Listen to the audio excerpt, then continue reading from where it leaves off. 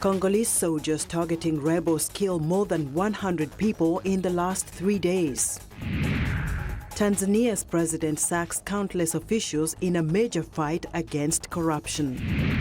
And the first meeting between the U.S. president and the Canadian Prime Minister reveals stark differences on immigration and border security. Africa 54 starts right now.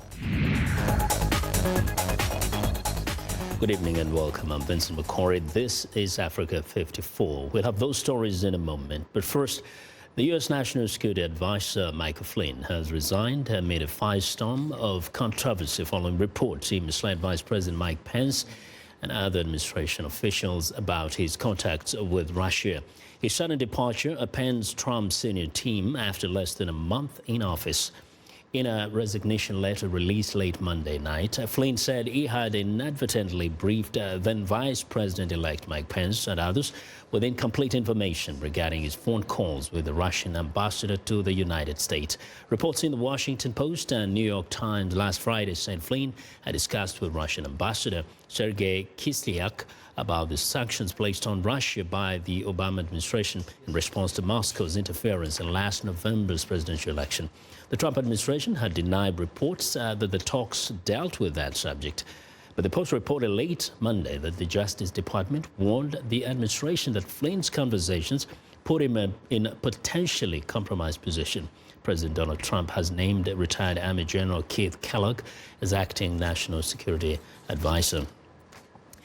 Now, the United Nations says soldiers targeting a militia group in the Central Democratic Republic of Congo has killed at least 101 people since Friday. That's according to human rights spokesman Liz Trotseli.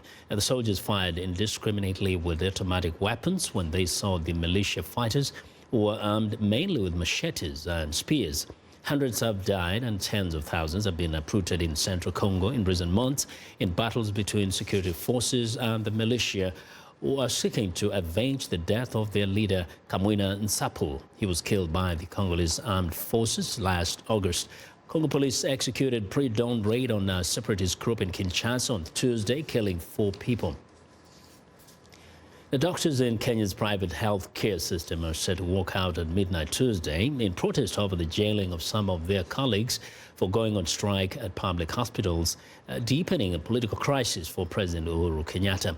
Kenya's Medical Association chief Jacqueline Kitulu says the private sector strike will run for an initial 48 hours. Officials from a union that represents doctors were jailed on Monday for contempt of court after refusing to call off the public hospital strike, which has entered its 3rd month. Now, the court has ruled the strike over pay and working conditions was illegal. Kitulu says there will be no negotiations while the union officials are in jail. Kitulu also wants President Kenyatta to sack cabinet members and officials she blamed for the crisis. Many African countries rely on the international community to help them cope with the impact of natural disasters. When such disasters hit, being prepared is what makes the difference between how many lives will be saved or lost. In 2016, a residential building collapsed in Nairobi, Kenya, killing more than 40 people after heavy rains caused landslides. Last September, a 4.7 magnitude earthquake rocked Tanzania, killing 13 people and injuring more than 200 others. In South Africa, raging wildfires have endangered lives and damaged property. The University of Stellenbosch in Cape Town has been working with other African universities to train students on disaster risk management and response. The Peri Peru U initiative hopes to train more than 8,000 students from 12 African countries by 2019. Now, for more on the Peri Peru U program, Elsa Holloway, the director of the Research Alliance for the Disaster Risk Reduction at the University of Stellenbosch, joins us live via Skype from Cape Town in South Africa. Good evening, Ms. Holloway. Hello, Vincent. How are you? I'm fine. Now, first, so many African countries seem to have some kind of a program or some kind of disaster management program. What is lacking at the moment in terms of technical expertise that would make them more effective in dealing with these disasters? You know, I think we have historically thought about responding to disasters as events when they occur. But you know, disasters don't come out of the blue, and many of us would say there is no such thing as a natural disaster anyway. It's the way we live, the way we've developed, that increases the likelihood that there will be a disaster event. So best practice internationally, irrespective of whether it's Africa or Asia or Latin America or in the Caribbean, is to focus on building greater internal capacity and investing developmentally in disaster risk reduction so that you, even if you're under conditions of pressure, you manage that so it doesn't escalate to become a disaster. So the kind of technical expertise that one needs, almost counterintuitively, is not just about having better responders, better humanitarian responders, although that's really important as well. Because Africa is developing and so quickly and becoming extremely urban very, very fast. For instance, we need to ensure that our architects, our engineers, our urban planners have an understanding of the kind of risks that we're facing. So that just changes their type of practice. And actually, that's a very important point, that you just help mitigate this, that they don't happen in the first place. But you have some funding, I know, from the United States, about $4 million to provide this kind of a training. Now, how do you ensure that you can make governments of the countries in Africa will actually use this kind of training to make sure that they can deal with disasters when they happen? Well, I guess not only would we want to have capacity to deal with disasters when they happen, but optimally we would like to be stepping away from disasters that occur in the first place.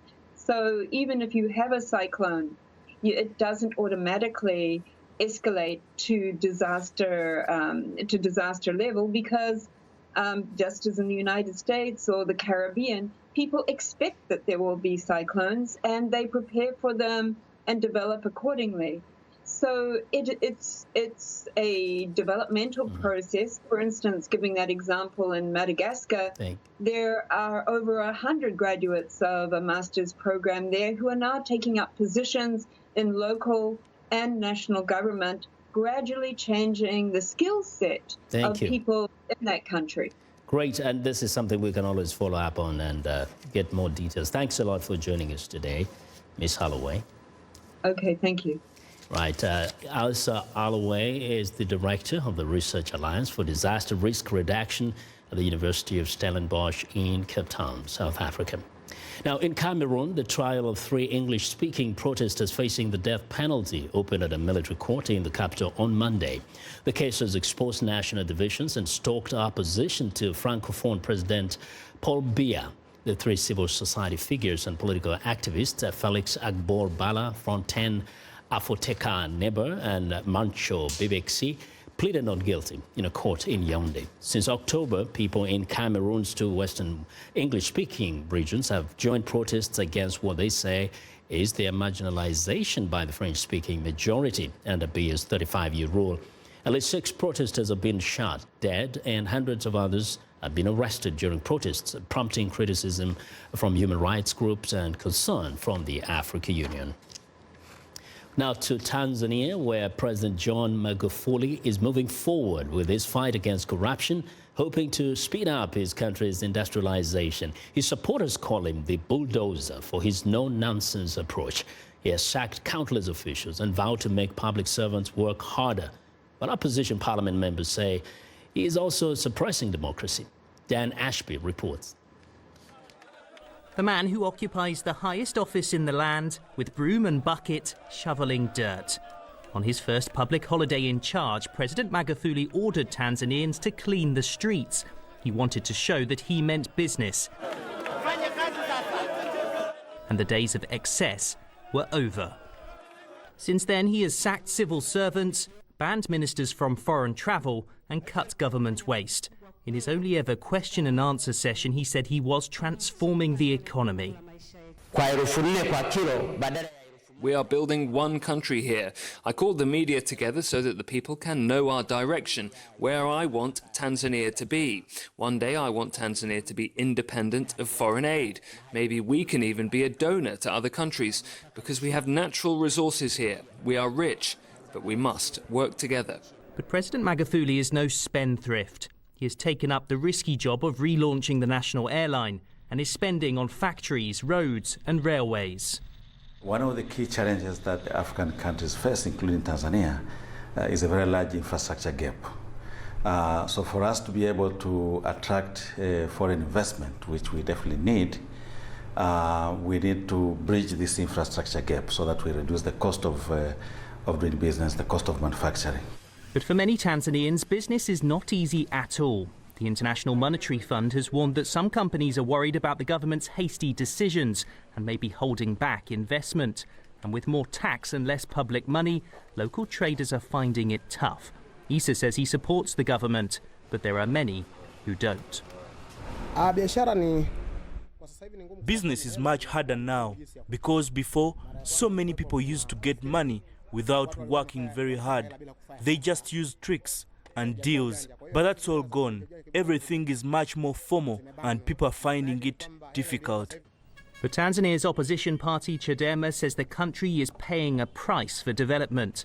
Police can now detain people if they are deemed to publish misleading information, even on WhatsApp messages.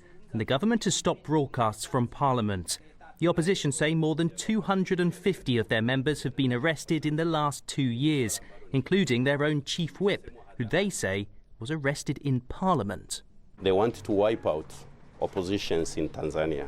The government is taking over all the other pillars of leadership in the country. The court is getting direct instruction from the State House. The Parliament is getting direct instruction from the State House. So we don't have check and balance now in the country. So it is a one-man show. Our country is falling away from the rule of law. We are now operating in some few people's opinions. They're planning to resist President Magufuli's orders even more. But right now, they can do little to stop him. After just over a year in office, President Magufuli continues to divide opinion. The opposition says he is ignoring the constitution and making democracy more difficult. His supporters say he could bury corruption once and for all. National surveys reveal that Tanzanians have one major concern: prosperity, and ultimately that may be the issue upon which President Magufuli is judged. For VOA, this is Dan Ashby reporting from Dar es Salaam, Tanzania. Welcome back here. Coming back to the United States, the first meeting between U.S. President Donald Trump and Canadian Prime Minister Justin Trudeau has revealed vastly different ideas on immigration and border security. Those differences became especially stark during a joint briefing after talks on Monday. VOA White House correspondent Mary Alice Salinas explains. After a gracious welcome to the White House, tough talks inside the Oval Office, not on trade and jobs. We have before us the opportunity to build even more bridges, and bridges of cooperation and bridges of commerce. But on immigration and border security, like Trump's plan to build a wall along the border with Mexico and ban travel to the United States from 7 majority Muslim countries like Syria. It's a stance of common sense, and we are going to pursue it vigorously. And we don't want to have our country have the kinds of problems that you're witnessing taking place, not only here, but all over the world. We won't stand for it. Trudeau disagreed. Continue to pursue our policies of openness towards immigration and refugees without compromising security. And part of the reason we've been successful in doing that over the past year, welcoming close to 40,000 Syrian refugees, is because we have been coordinating with our allies, the United States and around the world. U.S. immigration officers rounded up more than 600 people for deportation last week. About 75% had committed criminal offenses, the government said. And I said at the beginning, we are going to get the bad ones, the really bad ones. We're getting them out, and that's exactly what we're doing. I think that in the end, everyone's going to be extremely happy, and I will tell you right now, A lot of people are very, very happy right now. Trudeau said Canada has a very different approach toward immigration, but they will stay focused on shared interests. The last thing Canadians expect is for me to come down and lecture another country on how they choose to govern themselves. My role and our responsibility is to continue to govern in such a way that reflects Canadians' approach and be a positive example in the world. We want to have a big, beautiful, open door, and we want people to come in and come in our country, but we cannot let the wrong people in. Despite their disagreements, the leaders agreed that the two nations are so interconnected, their alliance will remain close. Mary Alice Salinas, VOA News, the White House. Well, we want to know what you think about Africa 54 and the stories we cover. Join the conversation on Facebook. The address is Africa 54. We are also streaming our show live on Facebook, so check us out and share our show with your friends. And also check out our headlines 24/7 on voaafrica.com. Find me on Twitter at VOA Vince Makori. Coming up, testing a single-use contraceptive injection in Africa. Stay with us.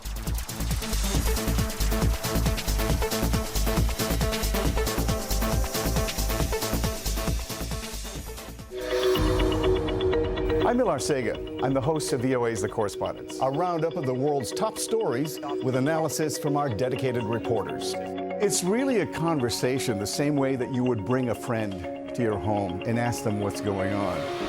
In our correspondence, we'll do that and answer those questions through their own eyes. That appears a false choice in more ways than one. We can't actually put you there, but we can come pretty close. In 30 minutes, we'll show you the world.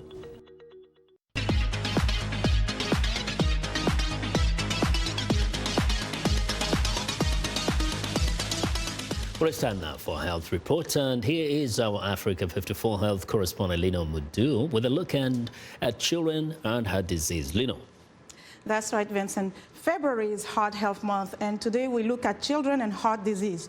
There are many different types of heart problems that can affect children. They include congenital heart defects that children are born with, heart disease acquired later in childhood due to illnesses or genetic syndromes, and viral infections that affect the heart. According to the World Heart Federation, rheumatic heart disease, a disease caused by a streptococcus bacteria, is the most common acquired heart disease in children.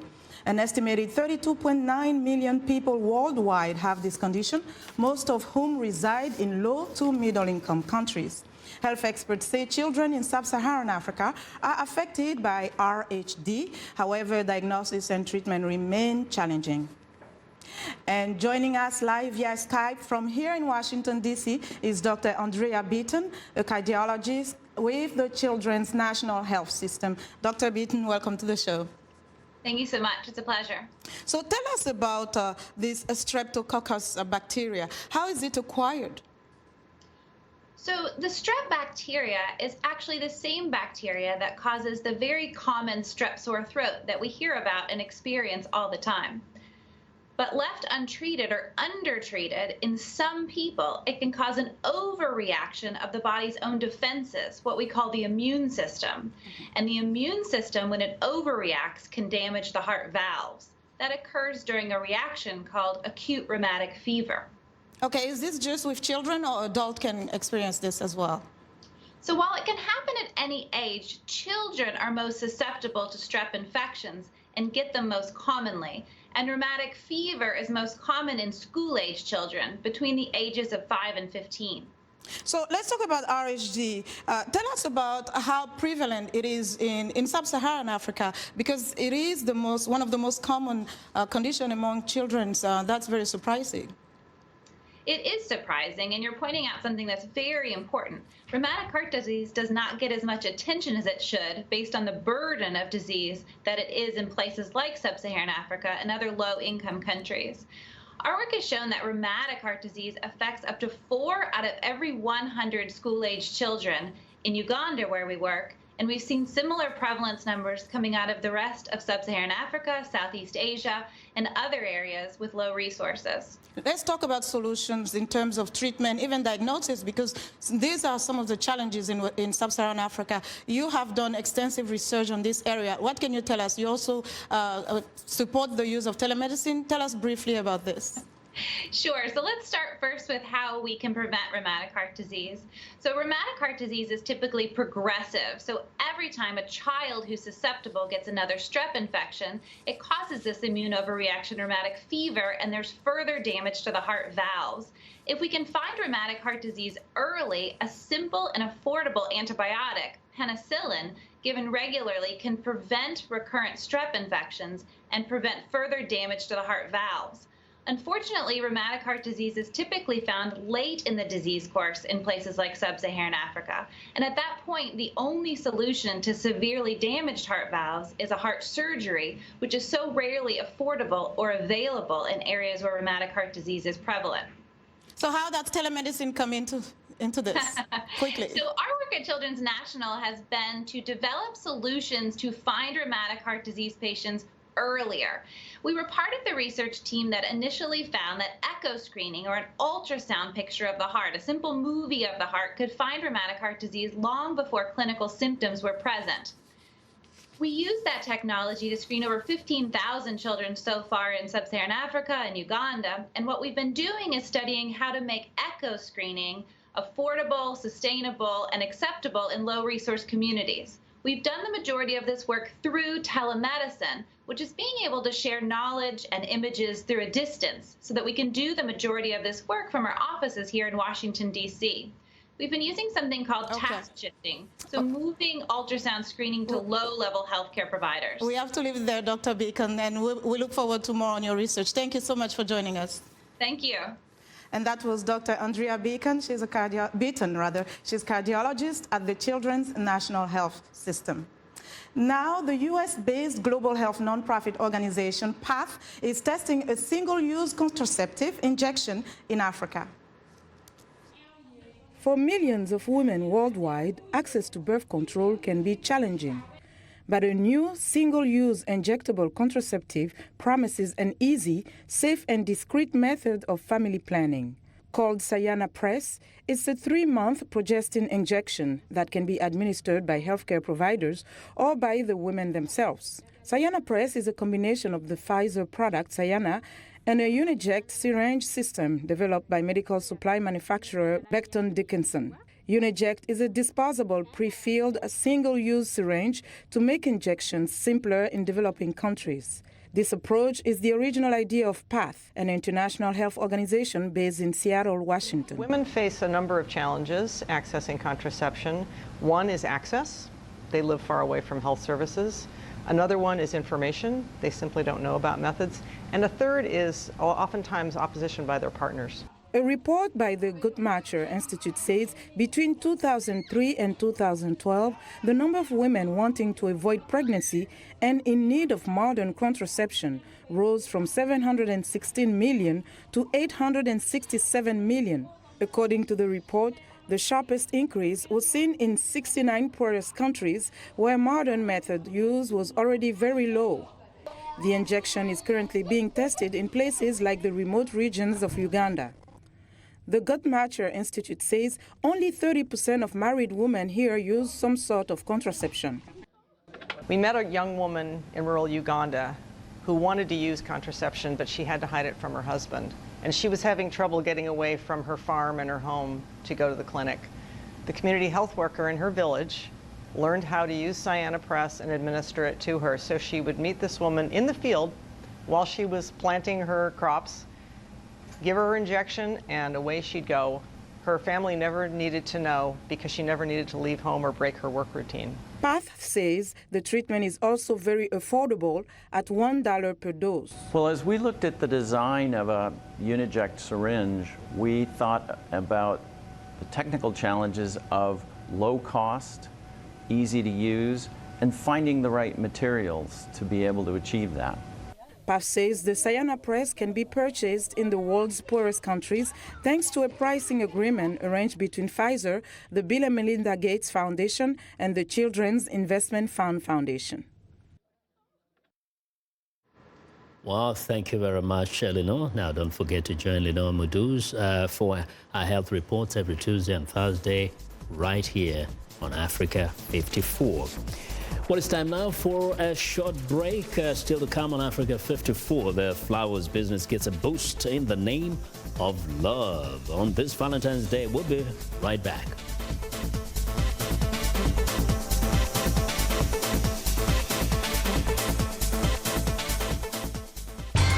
How do you see the world? I see countries in turmoil. I see our planet changing.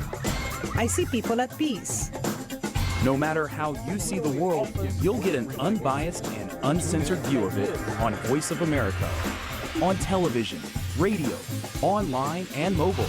In more than 40 languages all day, every day. Millions of people tune us in. How do I see the world? On Voice of America.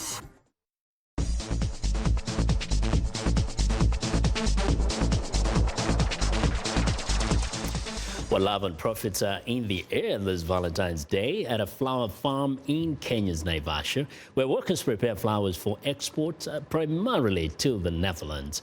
The CEO of the Kenya Flower Council says that overall business increases 15% over Valentine's Day for the country's 130 registered flower farms. It's called gypsophilia, also known as baby breath, and it's most commonly found in a rose bouquet. Yeah, because Kenya, we are the big producer of flowers, especially roses. And in each and every bouquet there must be a rose. Paul Kamau says the red roses were already shipped out on Thursday to Europe, primarily the Netherlands, which Kamau says is the main market for his company's flowers. Dutch florists received the flowers by Saturday to prepare for Valentine's sales on Tuesday. According to the Kenya Flower Council, Kenya ranks among the top 5 of the world's top flower producers and exporters, joined by Ecuador, Colombia, Ethiopia, and the Netherlands. Europe is Kenya's biggest market, taking up to 85% of its flowers, roughly half of which is sold to auctions and another half to importers and chains. Depending on how the Valentine orders will be, we actually, as flower growers, how the market will be for the year. Because this is the first festival, and with the demand and also the prices, so we are determined that the year will be, the market will be okay. And Paul Kamau says the Valentine's Day orders increase his company's business by about 60%, and if sales are strong, the accountants may also share in the love throughout the year. I think it's out of the love. That is the time people show the love to their loved one, especially in Europe. Kenya exports about 120,000 tons of flowers per year, with roses accounting for approximately 60 to 65% of that number. The top 3 contributors to Kenya's GDP include tourism, tea and flowers, fruits and vegetables, alternating rankings that change depending on the year, season and business environment, according to the Kenya Flower Council. And that's our show. Thanks for watching. Have a good night.